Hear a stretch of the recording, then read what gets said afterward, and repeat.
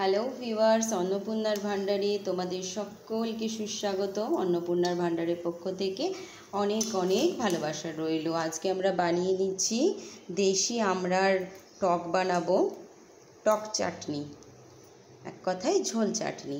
তো কড়াই বসিয়ে দিয়েছি, কড়াইয়ে সর্ষের তেল, শুকনো লঙ্কা আর একটু পাঁচফোড়ন দিয়েছি। এবার তেল আমাদের গরম হয়ে গেছে, ফোড়নও গরম হয়ে গেছে, কেটে ধুয়ে রাখা আমড়াগুলো দিয়ে দিলাম। এবার এটাকে আমরা নেড়ে চেড়ে নেব। এবার এর মধ্যে দিয়ে দিলাম পরিমাণ মতো লবণ আর পরিমাণ মতো হলুদ। এবার এটাকে ভালো করে একটু নাড়াচাড়া করে কষিয়ে নেব। আমড়াটা কষে নেওয়া হয়ে গেছে, নরম হয়ে এসেছে। এবার এর মধ্যে আমরা যেরকম ঝোল রাখবো সেই রকম পরিমাণ জল দিয়ে দিচ্ছি।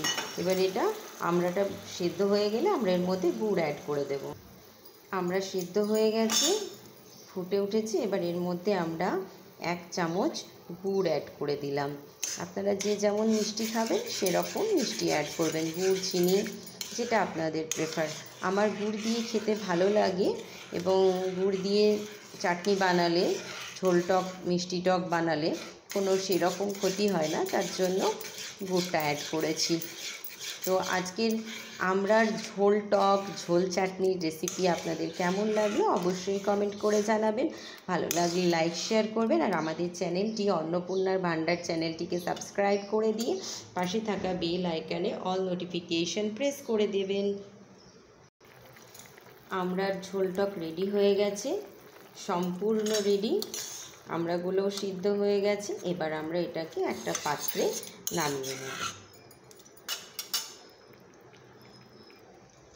নামিয়ে নিয়েছি ঝোল টকটা। আপনাদের কেমন লাগলো আমড়ার ঝোল টক, আমড়ার ঝোল চাটনি অবশ্যই কিন্তু কমেন্ট বক্সে কমেন্ট করে জানাবেন। Ta-ta, by.